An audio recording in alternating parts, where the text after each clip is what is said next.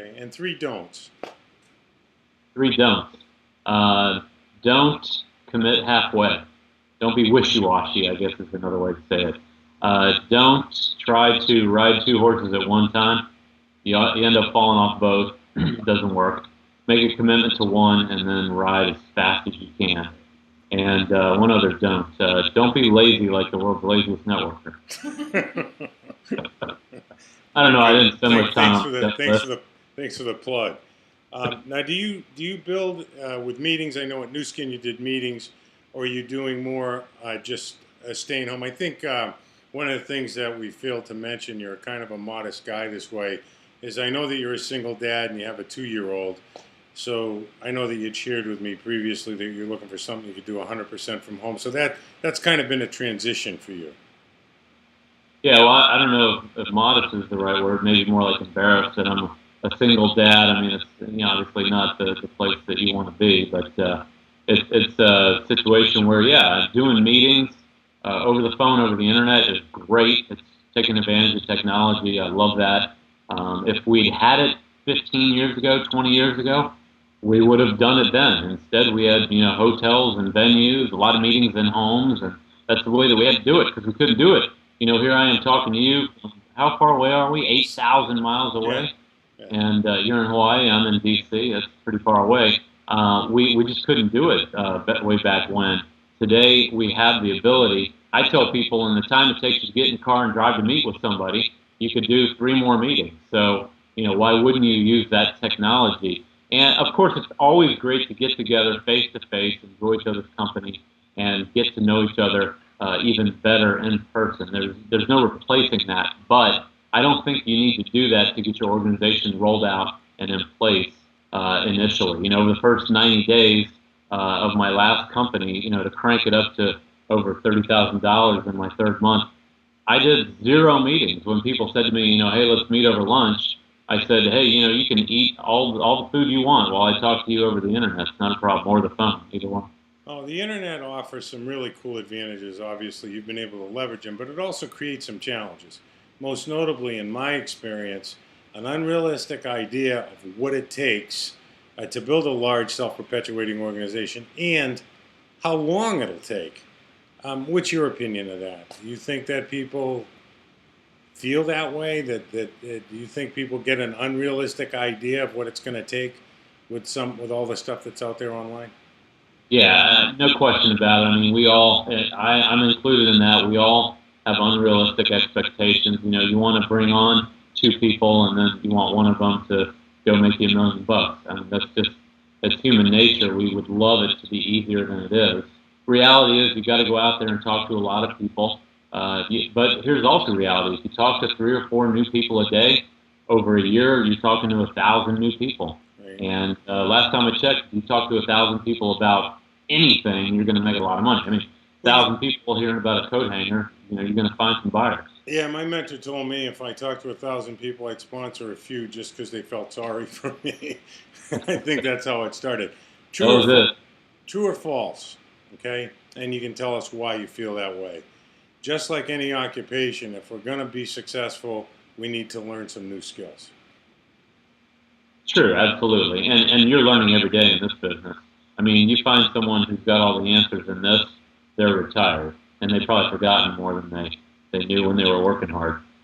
With your experience and the success you've had behind you, if you knew what you knew, but this was your first month in network marketing, knowing what you know now, but you were brand new, what would you do differently or the same? I knew you were going to say that. What would I do differently? I would do everything differently because when I was brand new, I was young and dumb. I didn't know up from down, and I had to do everything wrong and figure my way it out. Work my way through all of my mistakes. Luckily, at some point, somebody brilliant like you told me you can learn from OPE, other people's experience. So I didn't have to learn everything the hard way. I could actually find someone who had made the money and say, "Hey, what'd you do?" And so one of the first things I did best after I, messed everything up, I interviewed everyone I could find who made the big bucks, kind of like what you're doing now. And I grilled everyone. How many people did you recruit? How many people did they recruit? How long did it take you? What did you say? What was your attitude? You know, and how long did it take you to get up to a five-figure check? You know, I really grilled them to get specifics on what people needed to do, what I needed to do to get there, and having the courage to do that. Maybe I was just, like I said, ignorant, young, and dumb. I was just dumb enough to go and ask those kind of questions and not really care what kind of, you know, oh my gosh, how could you ask me those types of things? I wasn't really worried about that reaction. Didn't even consider it, I don't think. I just said, I need that information. You got it. I'm going to go get it. Well, I think the real nugget in what you're sharing is that you were able to put your ego aside and ask people who are successful what they do. I just think that that's just the way to go. So we're going to wrap up with 7 short questions here that we don't give anybody until they do one of these interviews. And just a quick answer, your gut feeling, so they can get a real snapshot of what you really like. Number 1, your favorite sound. My favorite sound? Sound. Drums. Drums. I thought you were going to say swish. That was close to that. Your least favorite sound. You know, I was writing on the blackboard in church today. I'll go with it. Okay. Hanging up on the blackboard. John, what's your favorite word? My favorite word? Favorite word. Yes. Okay. And your least favorite word? No.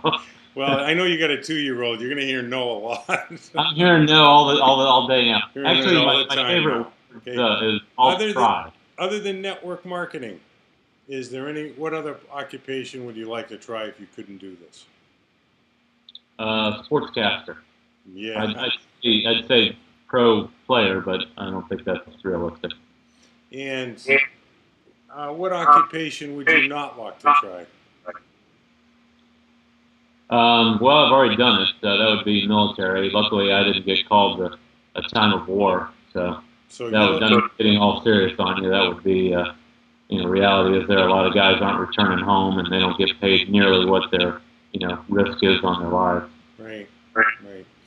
Okay, and the last question to close everything out. If heaven exists, what would you like to hear God say to you when you arrive at the pearly gates? I know that you did your best. No, beautiful. Fantastic. John, thanks so much for doing this. We really appreciate you taking the time and sharing those nuggets, asking other people what their experience was. What a great nugget right there. Peace be the journey. Continued success for you and your daughter, Sophia, and hopefully we'll see you in Kauai soon. Yeah, absolutely. Thank you, Mark.